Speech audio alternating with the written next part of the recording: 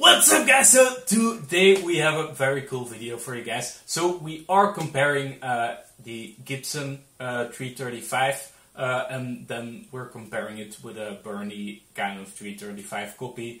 Don't know the exact name of their copies, but it's RSA-65, that's the model. Cool, very cool. So my model is based on a 61, I think. As you can see, it's based on a kind of 61 335 type of thing with the knobs, the short guards and everything. Changed the pickups out to a turnbuckle and the Marzio PAF. The rest is pretty stock. Then we have the GIBSON vintage keys with the vintage bushings as well, stock nuts, and all the rest on the guitar is also stock. So this is my ES-335 copy. It's a BURNY RSA-65. It's a little bit different from the real thing. So it doesn't have nitro finish or something. It's just a poly finish. But it's got a short pickguard, dot inlays, so it looks like this one, but I think it's maple neck even, so it's not really the same. But also the pickups, I changed them for burst buckers, a 1 and a 2, but the knobs are also different. Yeah, they are kind of 50s style, yes, indeed, on your guitar, and mine are kind of the 60s style knobs. Yes, but the headstock is the same. It's the curve is the same, so that's something I was really looking for, because I don't really like the other styles of headstock. I just think it's really sexy. If you compare it to an Epiphone or something, it does play also really nice. I've played some nice Epiphones. It plays as nice, if not nicer, but it looks a little bit more like a GIBSON. As far as I can see, the headstock angle is also a little bit less. That's nice for not breaking the guitar and stuff. Yes. That's a problem with GIBSONs. The carve is a little bit less. Yes, it's a little bit flatter, and also on the horns, this one is curved more than this one. It sounds really good. It looks pretty good also. It does have that that little bit more plasticky feel to it. Yes, that's but it looks very nice, and it totally costs a lot less. So yeah, if a 335 is not your main guitar, then I would of course check one of these out. Yes. It's really cool. I got a really good deal on this one, so I couldn't let it go. Basically, we're going to check out the sound differences between them, and then we're going to talk a little bit more about our own experiences, how we got the guitars and stuff, and then we will be out, guys. So let's check out the sound clips.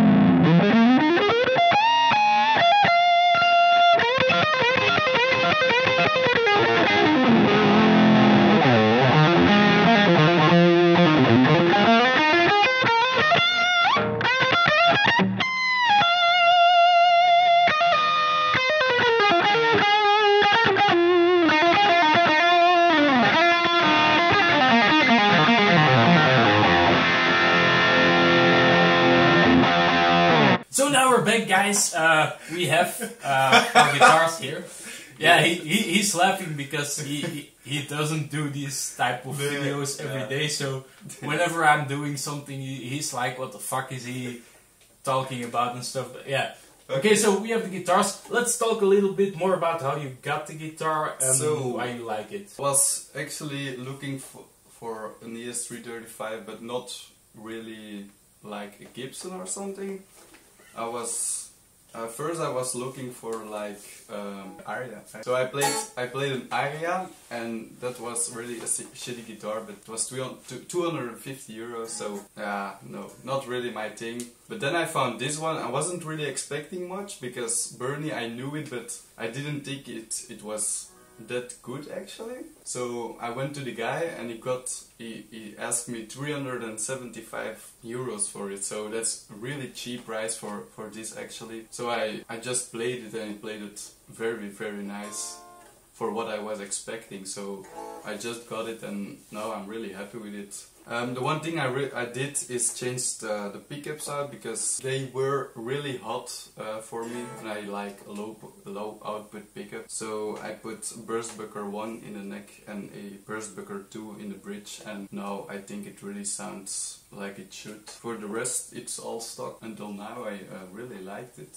So yeah, with 335s especially, I also changed out the stock pickups on this one. I noticed they are hotter sounding from themselves because they have a lot of resonance, so they have a lot of mid frequencies, a little bit of low end, but not a lot. If you then put high output pickups in there, it gets really muddy and yeah, it's overwhelming. Don't really like it. Yes. So yeah, I totally get what he's talking about. So let's talk about my 335. So yeah, we have a little bit of light coming in there, but yeah, trying to put it here. So I went to Ireland with the family. We went to a couple of music stores. One of those stores was saying, yeah, you really need to check out some guitars. I was like, well, yeah, well, how cool can it be? We went to the store full of really awesome vintage and second-hand guitars. Really stoked. This guy drew its attention right at me. I saw it, needed to play it, played it. It played super nice. So it was, of course, it was also already a little bit beat up, but then again, that's what I like in a guitar. So yeah, it was a little bit beat up. It had the right price. Still expensive because it's a 335, but and it's a Gibson. Yeah. But what year is it? This one? 2005. So yeah, it's a 2005 Gibson. It's so beautiful with the flame, and also on the back there's a little bit of wear on the back and the flame. So yeah, that was one of the reasons that I got a nice deal on it. For that reason, and then they put Clusons on there. So yeah, that's really cool. With the small bushings and stuff. So I really love this guitar for how it sounded acoustically. When I plugged it in, it was also great. But then yeah, when I got it home, of course I'm a guitarist, so changed out the pickups a few times to find what I liked actually. Got the parallel function on the bridge for kind of telly stuff with it. Got a split on the neck because I like to do that sometimes. Then yeah, we have the tone and the volume still attached. I did put them off at one point, but then again I started to like having that option again after a little bit of time. And then I do have one mod that I do to all my guitars. So you can see a little device here. That's the Dario NS Headstock Tuner, which is really cool for if you're playing right into your amp. You don't want to have a weird kind of alien eye tuner up here, and you don't want to have one pedal in between your amp. You can just have this, and you always have a tuner to tune your stuff. So yeah, it's really handy. I didn't think of it.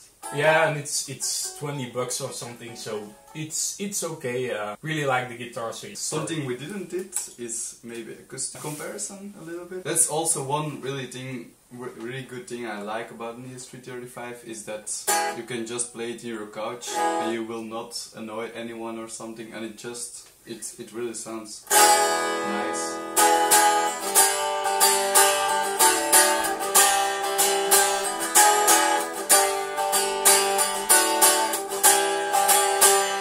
this one is going to ring a little bit more because it has thicker strings. Yes. That's 11 to 52 strings, and This one 1046. 10 to 46.